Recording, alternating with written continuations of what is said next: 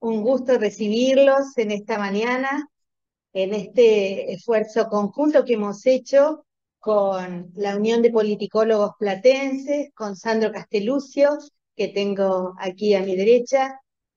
Sandro es egresado de nuestra casa de estudios, brillante politicólogo joven, quien nos acercó a Andrés Malamud, que es un politicólogo de origen argentino, porque en realidad nació en Olavarría, pero que hizo un doctorado en el Instituto Europeo, que vive en Portugal, que es investigador de la Universidad de Lisboa, pero es un gran conocedor de la realidad política, económica, de la integración, es un investigador muy fértil y siempre dispuesto a regalarnos un poco de su luz, de su claridad, y queremos agradecer en nombre de la Universidad Católica, primero a Sandro por la iniciativa, por acercarnos a Andrés, y bueno, agradecer a todos ustedes que esta mañana, también a mi cátedra de Economía Política, al profesor Omar Ferraro, a Eliseo Ricovene,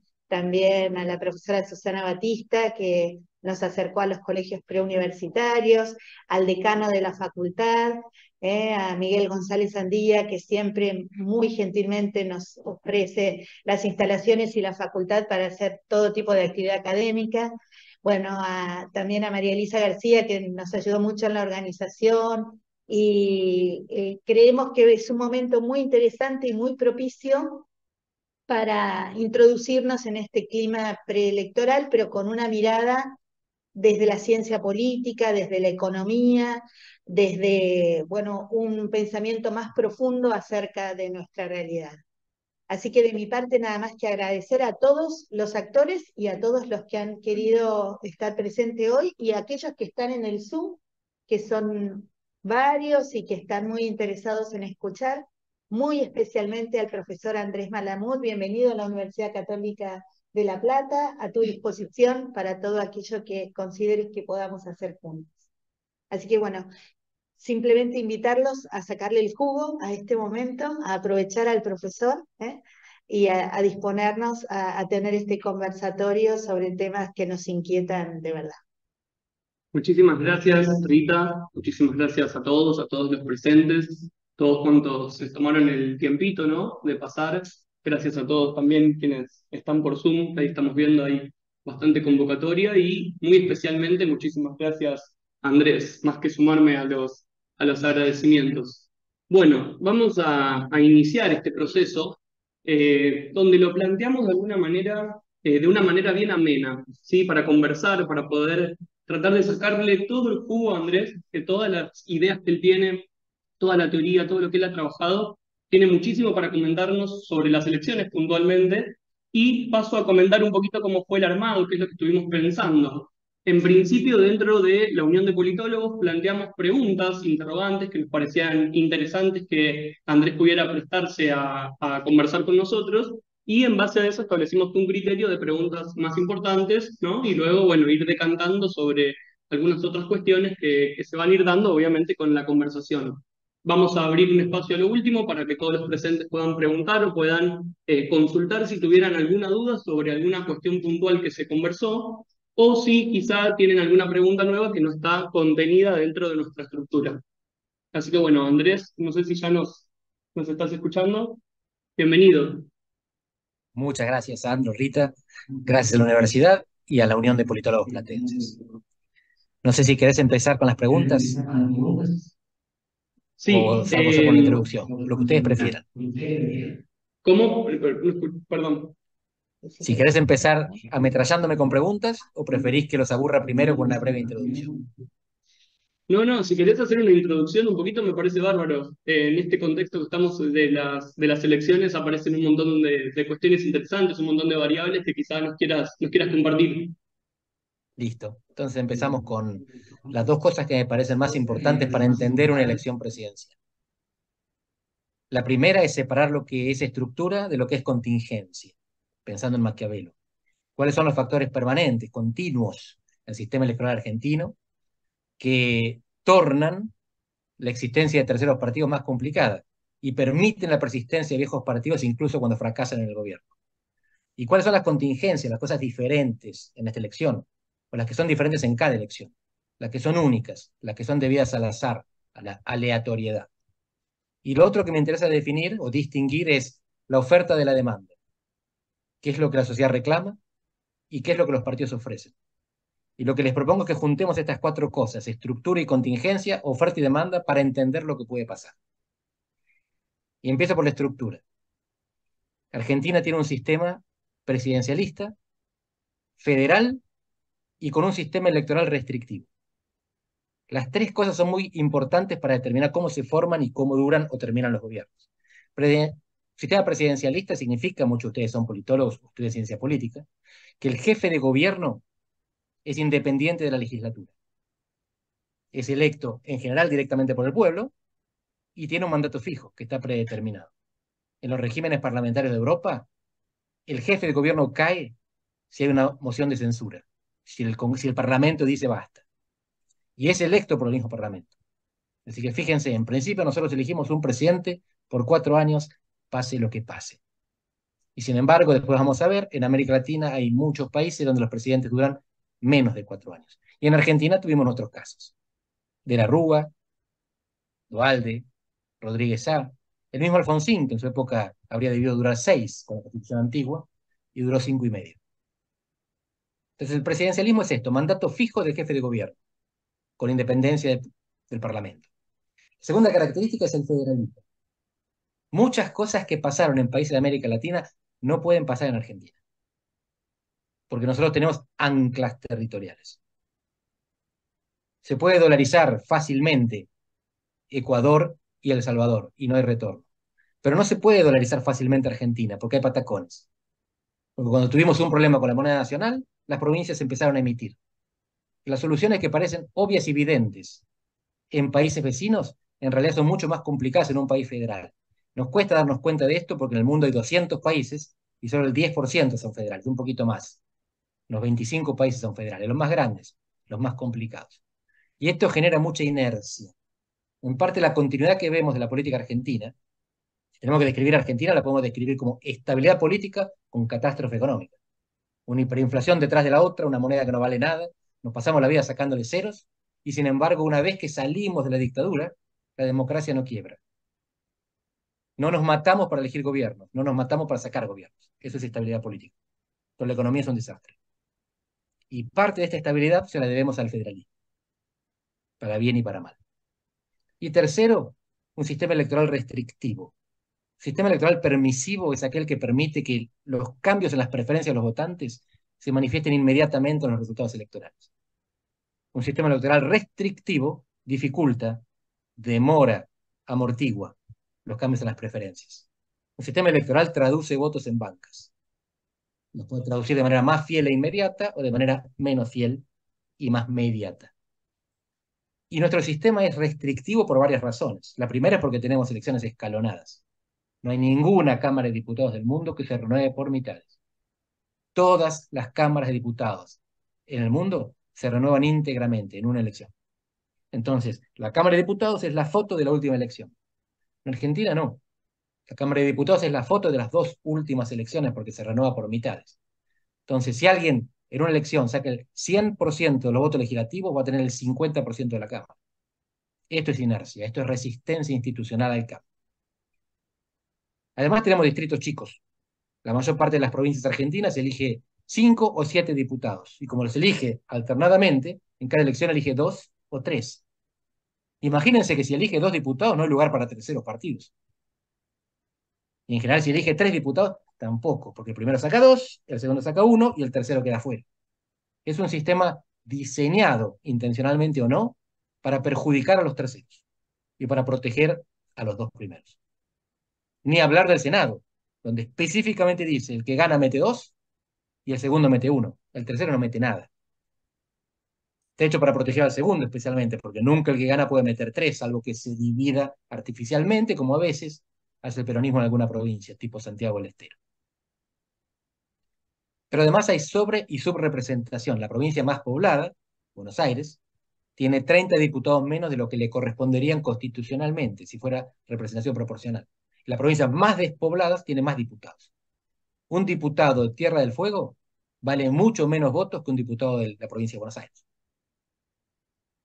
Es más barato conseguir un diputado en Tierra del Fuego que en la provincia de Buenos Aires. Son carísimos los diputados bonaerenses, no porque los compremos, sino por lo que significa en términos de votos. Y para ganar muchos votos hay que tener una buena campaña y una buena difusión territorial y un buen trabajo militante y activista, y eso sale plata. Y finalmente la boleta partidaria. Le estoy dando 4 razones por las cuales el sistema electoral es restrictivo. Elecciones escalonadas, distritos pequeños, sobrerepresentación y boleta partidaria.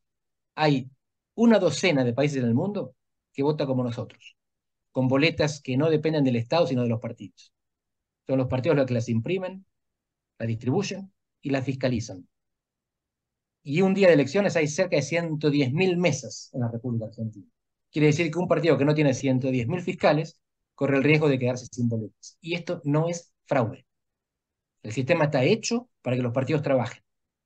Si los partidos no trabajan, no pueden garantizar la representación. Y esto nos puede parecer una cosa horrenda, porque hoy pensamos a los partidos como alejados de la sociedad. Pero en el origen era lo contrario, los partidos eran la herramienta de la sociedad para llegar al gobierno. Por lo tanto, no había mejor control por la ciudadanía que dejar que los partidos controlasen el proceso electoral. Hoy lo vemos al revés, porque los partidos son la casta.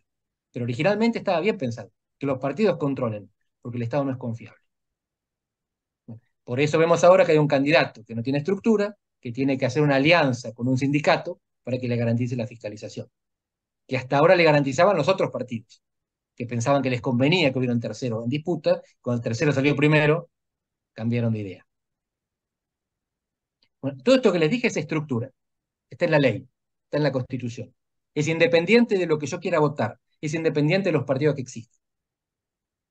Ahora, hay algo que es agencia, que es lo que decían los seres humanos. ¿Qué es lo que deciden los ciudadanos argentinos? Hasta hace muy poco decidían que eran peronistas o no eran peronistas.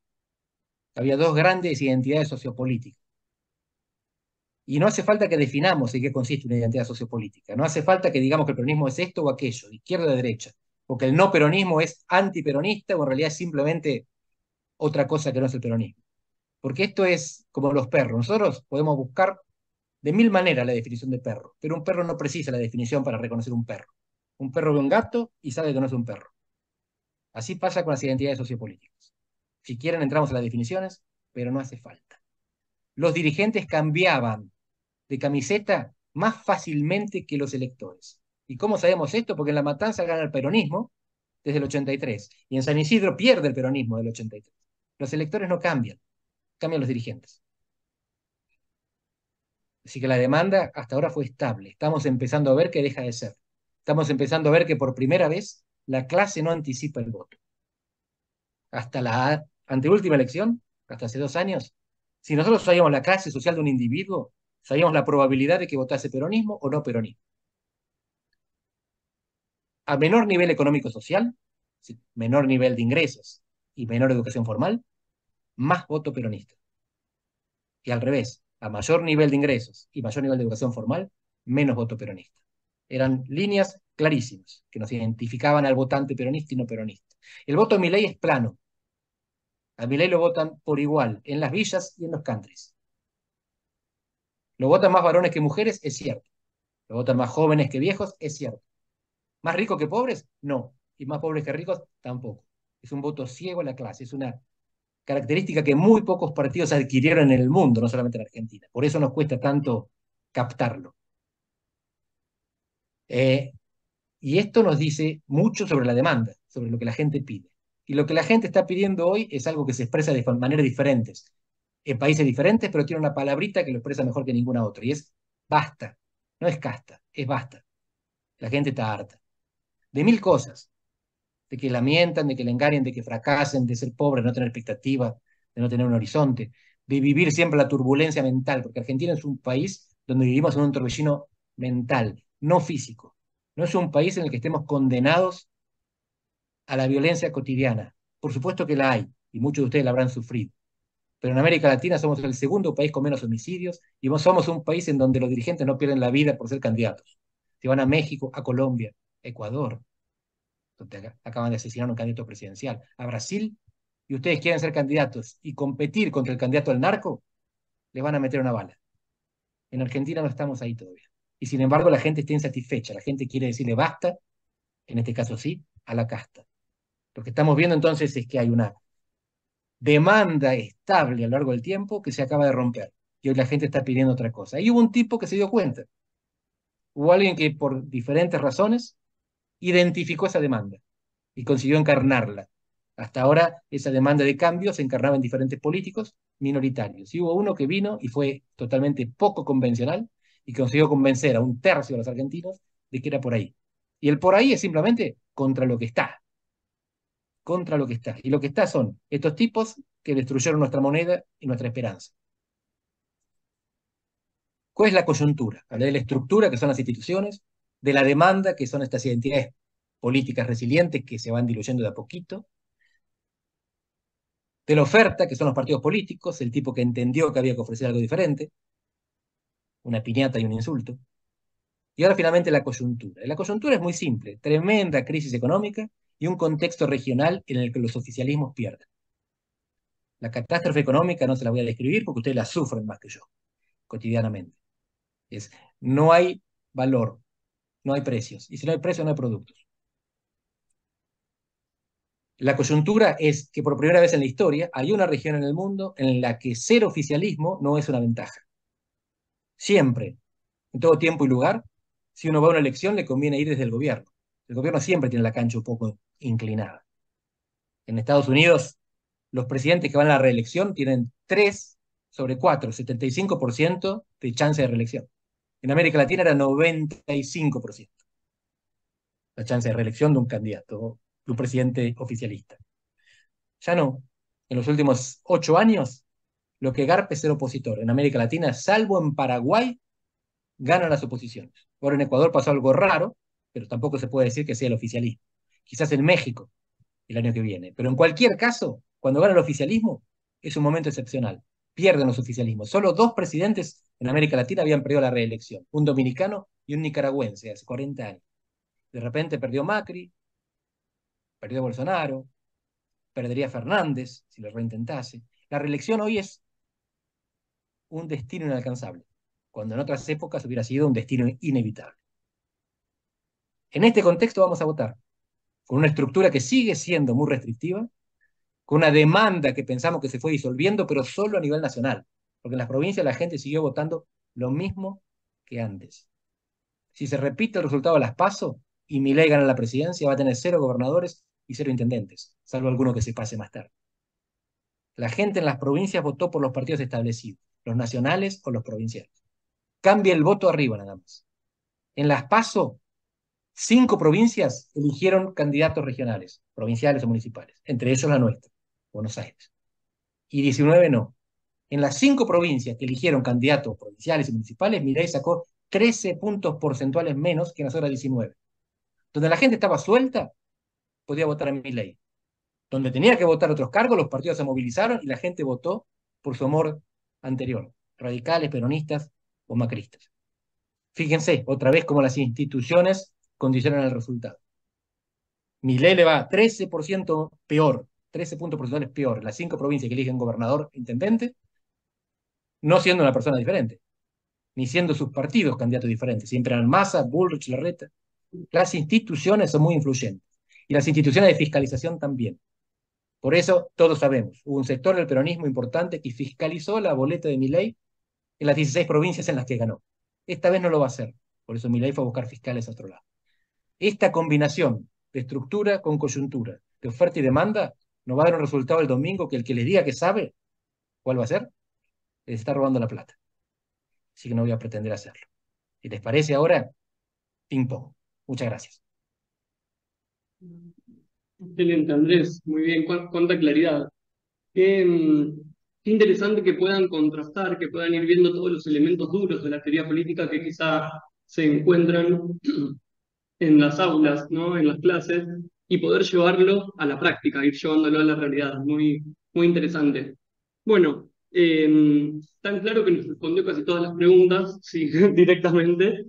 Vamos a improvisar un poquito. Una de las cuestiones que queríamos consultarte, Andrés, es sobre La posibilidad de que, si bien te escuchábamos, ¿no? Recién decir que siempre se protegen a las mayorías y que la tendencia, ¿no? Es a mantener siempre la estructura en el bipartidismo, si es viable o si es posible que ante el efecto Milei esto se modifique y podamos tener de aquí en adelante tres fuerzas y tender a un multipartidismo moderado. Linda pregunta. Estamos pensando en Sartori, el politólogo italiano que hablaba de los diferentes multipartidismos, el moderado y el polarizado, y del bipartidismo y sistema de partido único. Si el análisis que les hice antes, por el cual las instituciones condicionan los resultados, es correcto, es altamente improbable que tengamos tripartidismo en Argentina. De hecho, el primero que lo intentó con cierto éxito fue Macri. Lo habían intentado muchos antes. Allende, Alzogaray, Aldo Rico, Chacho Álvarez, López Murphy, Lilita Carrió, de Narváez. Pero solo Macri lo consiguió porque se enraizó en la ciudad vidriera del no peronismo, que es la ciudad de Buenos Aires. Y a partir de ahí fue extendiéndose por el territorio, pero no le alcanzó y por eso tuvo que pactar con el otro partido tradicional. En Argentina hay tres partidos nacionales, y por partido me refiero a una herramienta electoral que sobrevive al fundador: peronismo, radicalismo y Partido Socialista, que en realidad es un partido provincial de Santa Fe, pero tiene etiqueta nacional. El otro partido parecido era el Movimiento Popular Neuquino, estrictamente provincial, que vive más allá de la vida del fundador. El PRO no sabemos todavía, no sabemos qué será del PRO si pierde y del PRO sin Macri, pero podría ser el nuevo partido argentino. Y al PRO no le alcanzó. Uno puede decir, el PRO vino y fue el tercero. No, no hay lugar para tres. Por eso salió con el radicalismo. Hay lugar para dos. Lo que puede pasar es que alguien sustituya a uno de los que están. Si no lo puede sustituir completamente, lo sustituye parcialmente, como hizo el PRO con el radicalismo en capital y con urbano, entonces se tiene que aliar con él. ¿Qué es lo que yo presumo? Que si gana Milei la presidencia, la coalición que salga tercera se desmembra a los pocos meses. No tiene razón de ser. Solo tiene razón de ser una coalición en Argentina si es primera o segunda. Si es segunda, porque aspira a ser primera. Y de esa desaparición van a surgir o los nuevos aliados del partido que quede segundo o los nuevos aliados del partido que quede primero. A Milei le favorecería más que el tercero fuera el peronismo, porque de ahí vienen buena parte de sus apoyos. La mayor parte de su dirigencia viene del menemismo y del fernandismo. Son embajadores en ejercicio de este gobierno, que se mencionan como candidatos posibles a ministros de Milei, y funcionarios en las organizaciones internacionales de este gobierno, que serían sus ministros también. Por no hablar de los que fueron el equipo económico del menemismo. Pero en cualquier caso, esto se verá después. No hay lugar para tres por lo siguiente: si Milei gana, va a tener hiperminoría en el Congreso. No es un invento, es una proyección, la pueden hacer ustedes en casa. Si se repite el resultado de las PASO, en que Milei tuvo un excelente desempeño, le fue muy bien, Milei tendría 8 senadores sobre 72 y 45 diputados sobre 257. Es decir, alrededor del 16% de las cámaras o menos, un sexto. Necesita el doble para bloquear el juicio político, para llegar al tercio que impide que se le junten enfrente 2 tercios. Y lo del juicio político no es una estrategia golpista, es un dato de la realidad. En América Latina, los presidentes que no tienen escudo legislativo son destituidos por procedimientos constitucionales en el Congreso. Acaba de pasar en Ecuador, donde el mecanismo se llama muerte cruzada. El presidente disuelve el Congreso y al mismo tiempo renuncia. Pasó unos meses antes en Perú, donde el Congreso destituye al presidente Castillo. Viene pasando de hace un par de décadas en Bolivia, en Paraguay, en Brasil. En Argentina no hizo falta porque los presidentes se caen antes. Pero el juicio político no sería posible en Argentina hasta ahora porque cualquiera de los dos partidos o coaliciones tenían fácilmente el tercio en por lo menos una de las cámaras. Milei no lo va a tener que pactar. Y si pacta, ¿cómo se reconstituye el sistema político argentino? Es muy difícil que él consiga negociar durante 4 años con los gobernadores que hay, siendo estos de otro partido. La manera más económica de gobernar es juntarse en el mismo partido o coalición. Por eso mi impresión es que si Milei gana, sigue habiendo lugar para dos. Para Milei y para el segundo, no para el tercero. Por supuesto, si Milei dura 4 años. Si Milei tiene un gobierno tan inestable que se cae a los 6, volvemos al punto de partido. Nos quedamos con los dos que hay.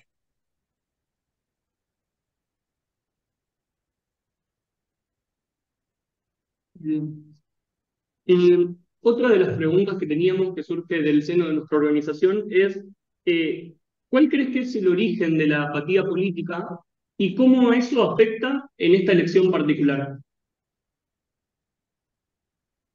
La apatía política o la desmovilización es algo que se manifiesta en todas las democracias occidentales y no solo. En Asia también, por ejemplo, en países donde la democracia se torna aburrida.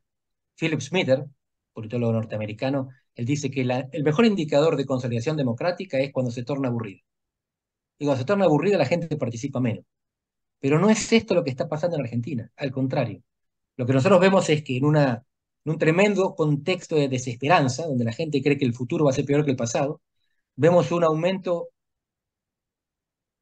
áspero de la politización, donde la gente consume información política, produce información política, por ejemplo, marchando, yendo a actos, emitiendo opinión, y además votando. Hay mucha gente horrorizada porque votó el 69% de la PASO y no es el piso histórico, pero está cerca del piso histórico.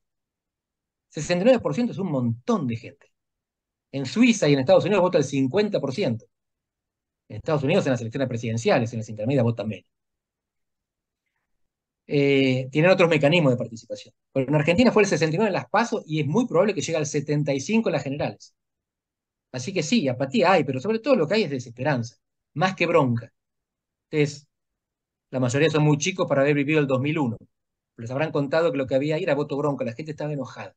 Perseguía a los políticos en la calle, les tiraban huevos, los corrían, muchos dirigentes tenían que encerrarse en algún negocio para que no les pegaran. Hoy no hay eso. Hoy hay más desesperanza que bronca. Y la desesperanza puede generar apatía. Pero en este caso no lo estamos viendo. La gente va, encuentra la boleta que menos le molesta, con la cual piensa que castiga a los demás, y va y la pone. Si en las elecciones generales vota el mismo porcentaje en las PASO, el 69%, vengo y me rectifico. Pero si votan 4, 5, 6 puntos porcentuales más, entonces le estará dando la razón a los que pensamos que en realidad, ante la desesperanza, la gente salió a protestar activamente. Se involucró más, no menos.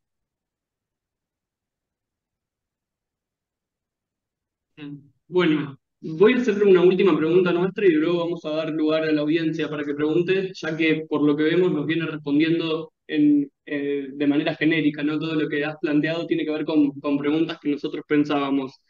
Eh, la pregunta es, ¿considerás que hay suficiente estabilidad institucional para que en caso del balotaje no se dé un adelanto de mandato? Y me pregunta con los antecedentes que tenemos, porque en el 89, en el 2001 y en el 2003 tuvimos anticipación de entrega del poder, presidencias interrumpidas, como se conoce en la jerga. Depende de la economía.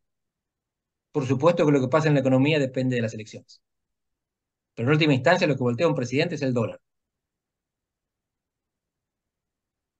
Uno dice la inflación, los precios, sí, pero está todo atado al dólar, cosa que en otros países no ocurre. Nuestra economía está dolarizada de hecho.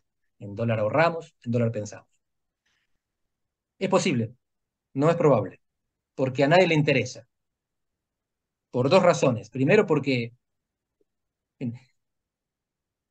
si sucede algo que los mercados reprueban y la economía se hunde, el presidente que viene no quiere asumir en el medio del infierno, en el medio del incendio. Quiere esperar que pase el incendio para llegar como bombero, no para ser consumido por las llamas. Y segundo, y esto está relacionado con lo anterior, el presidente que venga, salvo que sea Massa, va a tener una situación en el Congreso minoritaria. Por 2 meses se va a mantener la actual composición. Alfonsín, cuando renuncia en julio de 1989, se compromete con Menem a votarle todas las leyes salvo la de amnistía. Pero dice, vos asumís antes, asumimos nuestra responsabilidad, nos vamos, nuestros congresistas que tienen mayoría en el Congreso te van a acompañar, van a votar tus leyes económicas, la amnistía no. Y Menem con eso gobierna, con los radicales votando cosas con las que no estaban de acuerdo, pero por compromiso institucional. Difícil que pase ahora, porque la intención de Milei es que se rompa todo. No lo estoy inventando, lo dice clarito. Cuando él dice, el peso es el excremento de los políticos, huyan del peso, saquen la plata del banco, está pidiendo que explote todo. Entonces, ¿por qué va a asumir en el medio de la explosión? Así que yo me imagino un presidente renunciando, pero no me imagino un presidente asumiendo. Y en realidad, con el presidente que tenemos, ¿qué diferencia hace si renuncia o no? Bueno, muchas gracias, Andrés. Muchísimas gracias. Vamos a pasar entonces a las preguntas que tengan tanto en el auditorio como quizás por medio de Zoom. No sé si tenemos alguna pregunta en el chat.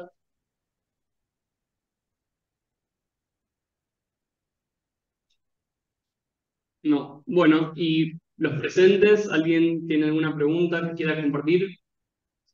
Sí.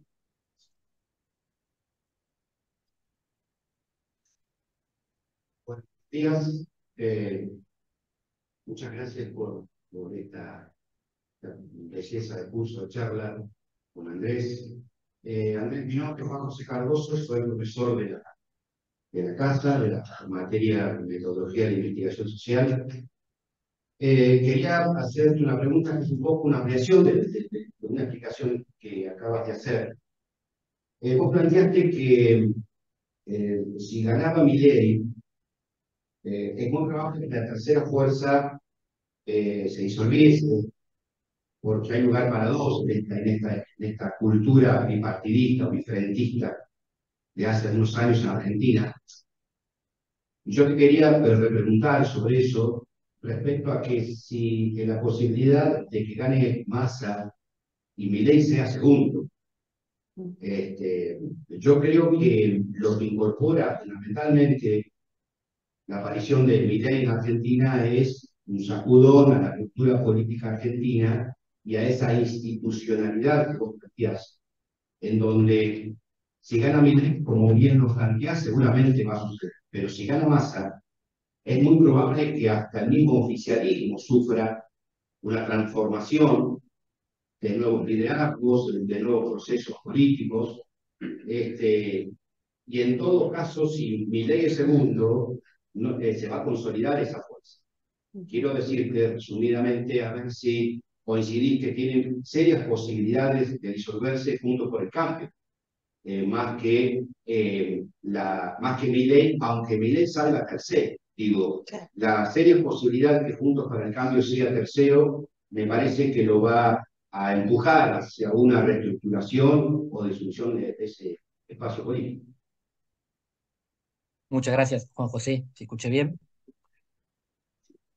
Es fascinante este ejercicio de imaginación para el que solo podemos recurrir a los hechos del pasado, que es lo que hicieron los politólogos antes de que tuviéramos estadísticas, basarse en la experiencia de casos puntuales. Si Milei sale segundo, es decir, la libertad avanza, le va bien, pero no logra la presidencia, será absorbida por las fuerzas existentes in no time. Es tal bolsa de gato la libertad avanza que van a terminar todos mezclados por todos lados, habiendo contribuido para renovar la agenda de debate político en Argentina, lo que no es poco. Si gana Massa, muy probablemente el peronismo se renueve de manera post-kirchnerista. Creo que nadie lo esconde, uno solo tiene que caminar por el interior para verlo. Y de manera post-kirchnerista significa que el propio Kicillof, si gana las elecciones en la provincia de Buenos Aires, va a tratar de tocar canciones nuevas, no las que sepamos todos. No lo estoy inventando. Y yo a Cristina, con Massa presidente, me la imagino presa. No para siempre, quizás, 6 meses, como fue Menem preso, como funciona la justicia en Argentina, como funcionó la justicia bonaerense cuando no le intervinieron el teléfono chocolate, hasta después de las elecciones, cuando era obvio que era lo que había que hacer. Dejaron ir con el teléfono. Están todos implicados. Massa va a necesitar oxígeno, amortiguadores, tiempo. Y eso lo va a ganar con un discurso justicialista en el sentido de ir a la justicia para que resuelvan los problemas que la economía no puede resolver en corto plazo. Por supuesto que Cristina sabe esto. Por eso la más interesada en que Massa haga una gran elección, pero no gane, es ella. Y sí que gane Kicillof. A Juntos por el Cambio, como coalición, posiblemente le vaya mal. Porque yo veo al PRO sin capacidad, bueno, de sobrevivir si pierde la ciudad de Buenos Aires, cosa muy difícil que ocurra. Pero si gana la ciudad de Buenos Aires va a tener que tomar una decisión. Si gobierna con el radicalismo o gobierna con la Libertad Avanza. Si gobierna con Lustó o gobierna con Marra. Jorge Macri viene dando atisbos de que lo está pensando. Pero el PRO va a quedar con 3 provincias en todo el país, que no es poco. Capital, Entre Ríos y Chubut. El radicalismo va a quedar con 5, entre ellas Santa Fe. Y 2 más, San Juan y San Luis, donde hay candidatos amigos de la reta, pero no exactamente PRO. Los partidos componentes Juntos por el Cambio no se van a diluir, no van a desaparecer. El radicalismo no va a desaparecer. puede ser una bolsa de gatos, puede volver a encontrar un líder, puede no actuar o no votar organizadamente en el Congreso, puede no votar al mismo candidato en el balotaje. Hay radicales que votarán a Massa y otros a Milei si tal cosa ocurre, si Bullrich no llegara al balotaje. Pero no se va a disolver. Y el peronismo tampoco. Lo que va a hacer es cambiar de piel, como hizo siempre. Lo que desaparece si no gana es la Libertad Avanza, como partido político, no como idea. Bien, gracias Andrés. Ahí tenemos algunas preguntas que dejaron en el Zoom. Vamos a empezar por la de Karina Hernández, que dice, perdón, Andrés, ¿estás de acuerdo con lo que expresó el expresidente de Uruguay, Mujica, que solo en Argentina un candidato del gobierno y que es ministro de Economía con esta inflación es presidencial? Y si esto tendría relación con un pacto silencioso de la sociedad, que ante el cambio todos deberíamos ceder algo. Muy bien. Estoy de acuerdo con Mujica, suelo estar de acuerdo con Pepe Mujica, cosa que a él no le debe preocupar demasiado. Y en este caso, sí por lo que les decía antes, desde 2016 todos los oficialismos pierden elecciones en América Latina, salvo en Paraguay. Que en Argentina el oficialismo pueda ganarlas, con la mayor inflación de la región, siendo el ministro de Economía responsable por esa inflación el candidato, está fuera de todos los manuales. ¿Qué explica esto? Dos factores fundamentales. Primero, la habilidad de Massa. Segundo, la incompetencia de la oposición. La oposición hizo mucho, pero mucho para que Massa sea un candidato viable. Bien. Y la otra pregunta que consulta Ricardo Sánchez dice, dado que en nuestro país la renovación de la legislatura es parcial, al contrario de otros países, ¿qué ocurriría si hubiera renovación total de autoridades legislativas, dado que en nuestro país no hay políticas de Estado a largo plazo? ¿Podrían generarse cambios profundos de rumbos cada 4 años? Quizás, pero lo que estamos viendo en América Latina es que el margen de autonomía de la política es muy reducido. Eso significa que nosotros mantenemos la ilusión democrática de que cambiamos el gobierno y cambiamos de rumbo, que el gobierno tiene libertad para girar el volante y doblar a la izquierda o a la derecha. Y en la práctica hay dos cosas que limitan la capacidad del chofer de ir en una dirección o en otra. La primera es la capacidad estatal. Un Estado es como un auto. Uno se sube y piensa que lo maneja, pero si no tiene motor no va a ningún lado. No importa para dónde doble volante. Y los estados latinoamericanos son débiles. Tienen pocas capacidades, porque hay mucha informalidad. La informalidad no es solamente la desprotección del trabajador, es también la incapacidad del Estado, que no tiene capacidad de regular, ni siquiera de censar, de conocer a sus ciudadanos. Perú tuvo la política antipandémica más estricta del mundo. La cuarentena más estricta del mundo fue peruana. Pero Perú tuvo también la mayor cantidad de muertos por COVID. ¿Por qué? Porque la gente con 70% de informalidad tenía que salir todos los días a trabajar. No tenía un cheque a fin de mes, transferencia bancaria. Entonces se enfermaban igual. Y con 50% de familia que no tiene heladera, tenían que salir todos los días a comprar comida fresca. Así que la mejor política pública no fue efectiva, porque la informalidad, que es incapacidad estatal, no lo permitió. La segunda razón es el contexto internacional. Nuestros países son productores de commodity, que son productos de precio variable, volátiles. ¿Cuánto cuesta la soja hoy? Sabemos. ¿Cuánto cuesta pasado mañana? No sabemos. Porque todo lo que hacemos depende de un factor que cambia con el tiempo y que nosotros no controlamos.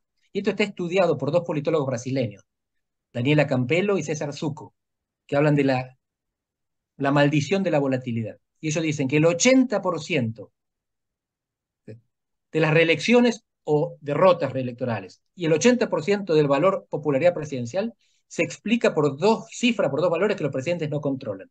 El precio de las commodities, que depende de China, y la tasa de interés, que depende de los Estados Unidos.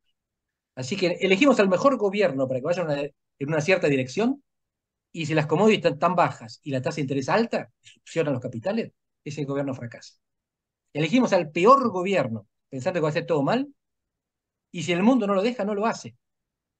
Y había gente aterrorizada de que Bolsonaro hiciera una masacre en Brasil y sacara al país del mundo. El principal socio comercial de Brasil es China.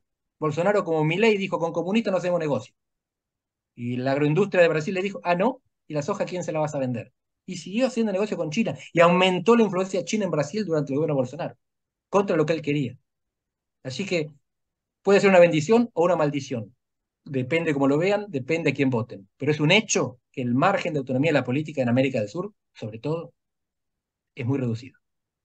Así que mantengamos la ficción democrática de que nuestro voto importe y el gobierno electo cambie de rumbo. Pero lo que puede cambiar es este poquitito.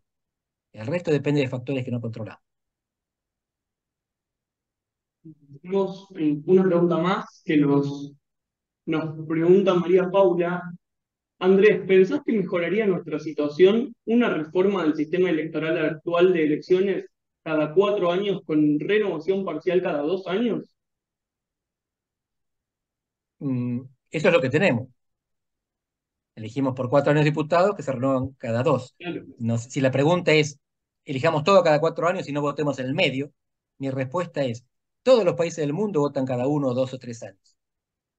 Porque esto que le dije yo de renovación parcial es cierto, pero en Estados Unidos votan cada 2 años la renovación total de la Cámara de Diputados. Ellos tienen 435 diputados y los eligen a todos cada 2 años.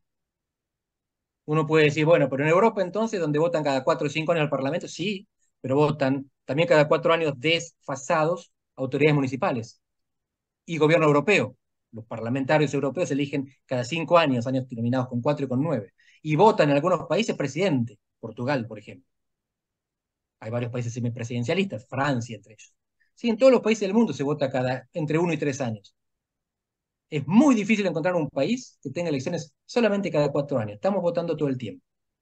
En Argentina nos parece que es mucho, porque vemos que hay inestabilidad en las políticas. En realidad no hay inestabilidad en las políticas, hay inestabilidad en los resultados. Las políticas son siempre las mismas y fracasadas.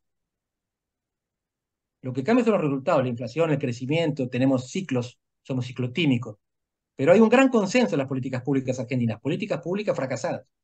Por eso cuando Milei dice lo que dice, resuena un acuerdo, la gente dice, este tipo algo de razón tiene.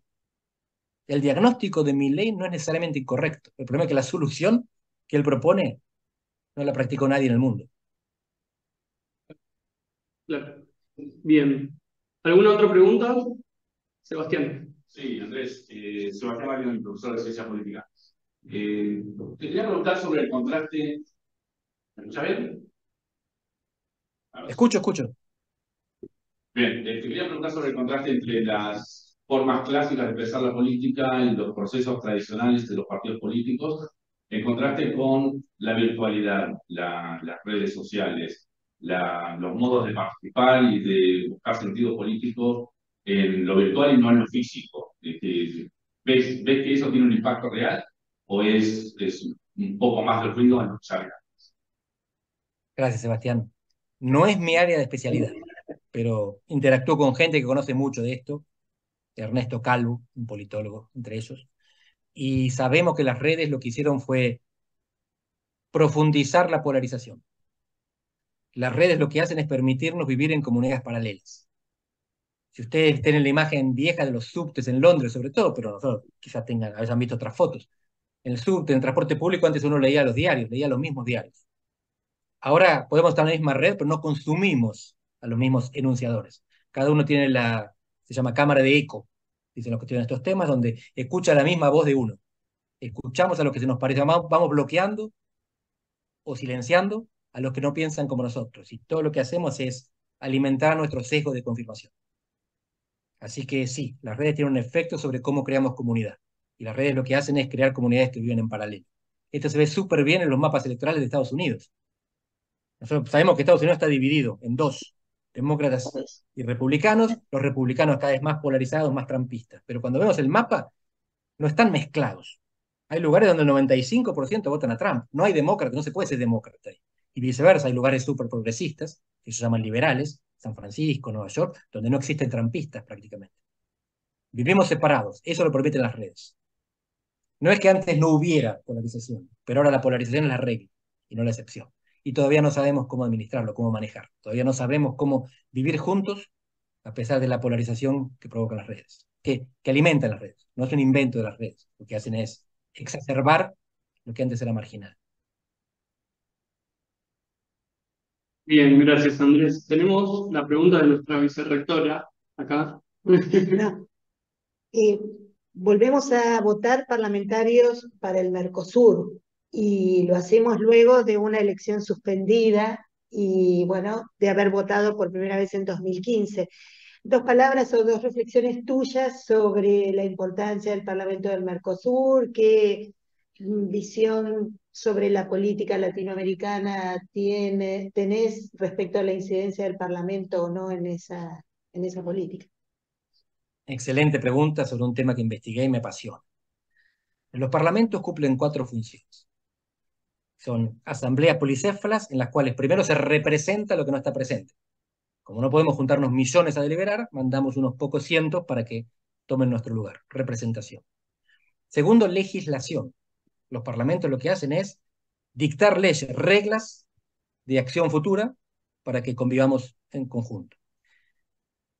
Tercero, control. En algunos lados los parlamentos incluso eligen a los ejecutivos, pero en todos lados los controlan. A través de audiencias, comisiones, interpelaciones, veto no, overriding, superando el veto, por ejemplo. Y finalmente, socialización. Esto es muy weberiano. Weber decía que la escuela de la política es el parlamento, porque uno no va a la universidad a estudiar política. Se construye en el debate cotidiano, en el trabajo en comisiones, en la representación en la calle. El Parlasur no representa, ¿sí? Porque Brasil tiene el 80% de la población del Mercosur y tiene menos del 50%. Así que el Mercosur está diseñado para no representar democráticamente a la población. Si cada individuo tuviera una representación, Brasil se comería el Parlamento. Y eso no lo podemos permitir. Así que está hecho para que la mayoría esté subrepresentada y se convierta en minoría. Segundo, el Parlamento no legisla. El Parlamento del Mercosur no tiene atribuciones de decision making, no tiene capacidades decisorias. Nada. Los 18 verbos que se utilizan para referir sus competencias son todos velar por tal cosa, elaborar, sugerir. Es todo declarativo. Tercero, no controla. No tiene capacidad de llamar a ningún ejecutivo por una razón muy simple. No hay ejecutivo en el Mercosur. No hay a quién controlar. Tampoco hay burocracia, que es otra de las funciones del Parlamento, esto de nuevo Weber, controlar la burocracia. Y finalmente, cuando el Parlasur estaba constituido por parlamentarios nacionales, sí cumplía la función de socializar, porque legisladores que nunca habían salido del país, que no sabían cómo se legislaba en otros lados, que no sabían cómo se hacían leyes en otros lados, que no conocían las familias de partidos de otros países, iban y aprendían. Entonces, después volvían al Parlamento Nacional y legislaban con el mundo en la cabeza. El voto directo, la elección directa de parlamentarios del Mercosur destruye esta última función, porque no socializa a los legisladores. Manda ahí a gente que no hace otra cosa. Es decir, no trae de vuelta para Argentina, para el Congreso Nacional, lo que se aprende en Montevideo. Así que el Parlamento del Mercosur, el Parlasur ya no representaba, no legislaba, no controlaba, pero socializaba. Ahora ni siquiera eso. Es una lamentable farsa en la cual participa mucha gente buena, convencida de que sirve para algo. Pero no es así. Andrés, muchas gracias. ¿Tenemos alguna otra consulta en el auditorio? ¿Alguien que quiera preguntar algo más? Allá.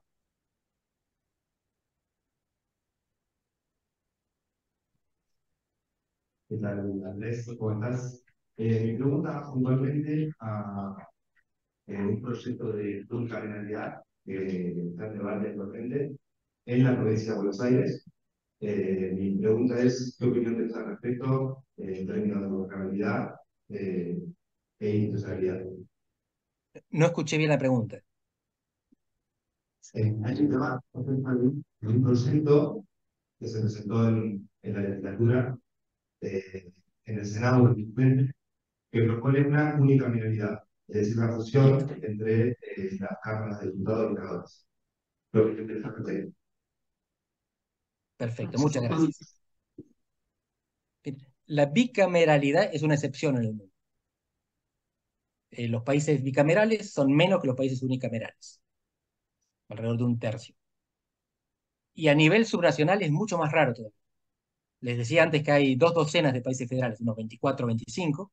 Todos ellos tienen algo parecido a provincias. En Brasil y Estados Unidos se llaman estados, en España comunidades autonómicas, en Alemania Länder. Y la mayor parte de esto, que son unos 500, son unicamerales. Entre 500 y 800. Bicamerales existen solo en Estados Unidos, casi todos, en Australia, algunos, un par en la India, y 8 en Argentina, 8 de 24. Quiere decir que 16 provincias unicamerales, 8 bicamerales. ¿Para qué sirve el bicameralismo? Hay una serie de funciones. Una de ellas es representar algo diferente, representar territorio en vez de población. En la provincia de Buenos Aires eso no se cumple. Senado y Cámara de Diputados tienen representación refleja, congruente, representan lo mismo, por lo tanto redundan. La redundancia también puede ser un valor. Por ejemplo, si una Cámara no piensa bien las cosas, la segunda las piensa mejor y la obliga a corregirse. Pero en general la función de un Senado es ofrecer algo que la Cámara de Diputados no ofrece. En la provincia de Buenos Aires tal cosa no ocurre. Por lo tanto, el principio de bicameralismo en la provincia de Buenos Aires no se cumple, no tiene sentido. Ahora, la propuesta de tornar la provincia unicameral ahora es una cortina de humo. No está basada en la bibliografía académica, en los estudios, en las experiencias. No van a hablar de los estudios que les estoy mencionando yo, de dónde funciona el bicameralismo, dónde no, qué funciones cumple, qué funciones puede cumplir. Está simplemente basada en dar una respuesta al escándalo chocolate. Como la legislatura es corrupta, vamos a decir que hacemos algo para que no se hable más de eso. Es un proyecto hecho para no avanzar, y es un proyecto que si avanzara no resolvería ninguno de los problemas que tiene la actual legislatura, que es la opacidad, no la duplicación. Así que estoy dispuesto a discutir las cuestiones de principio, para que sea una o una bicameralidad. En este caso, no se trata de cuestiones de principio, se trata de cuestiones de expediencia política, utilidad para tapar un escándalo. Bueno, muy claro, Andrés, muchas gracias. No sé si alguien tiene alguna pregunta más, vamos empezando a concluir, ¿sí? Sabemos que los tiempos apremian. ¿Tenemos una pregunta? Sí. Ah, bien, perfecto, está escribiendo.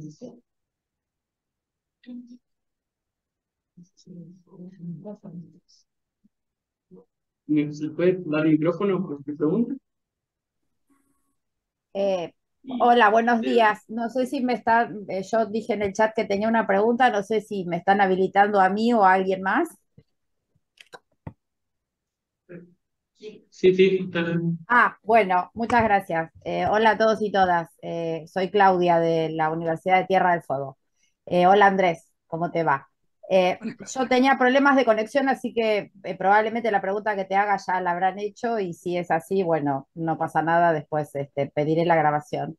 Pero en los últimos años en América Latina estamos debatiendo mucho en torno a la calidad de la democracia, entendiendo calidad de manera polisémica, digamos, y en esta misma polisemia te quería preguntar si vos ves como en algunos casos se habla de estancamiento, en otros casos se habla de erosión.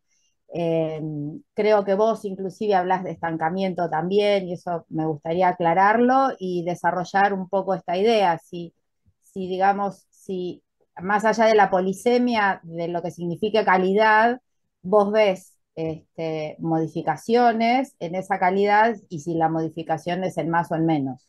Gracias. Gracias, Claudia.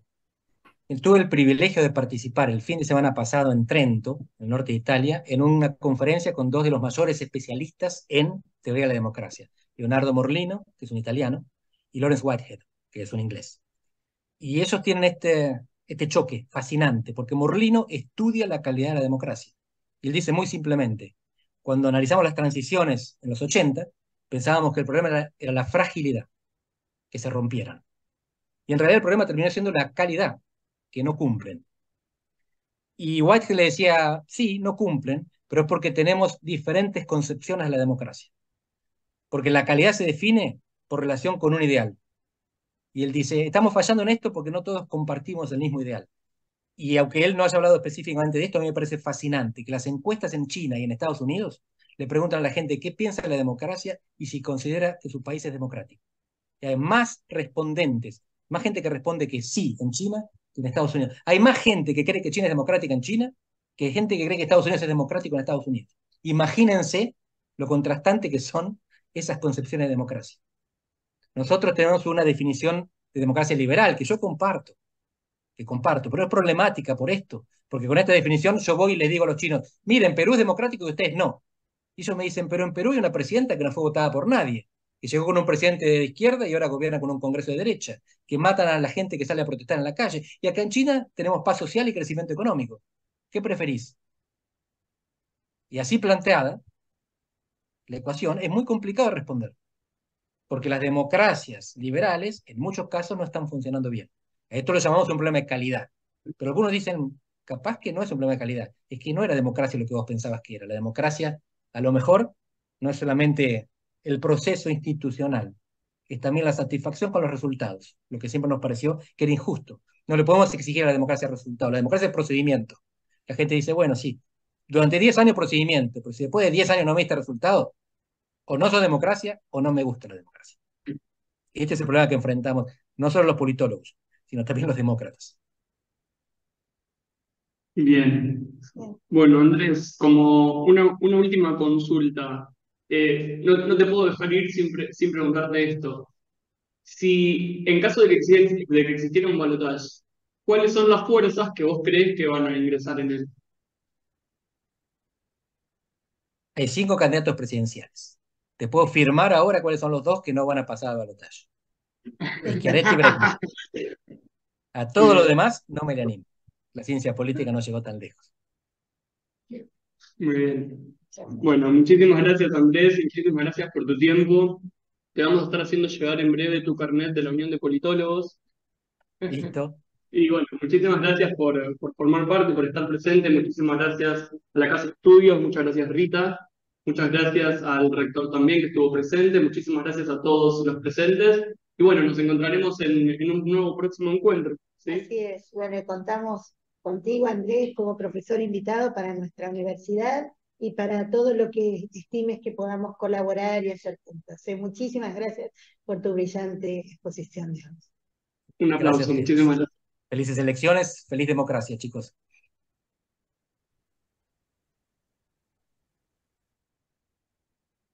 Mm.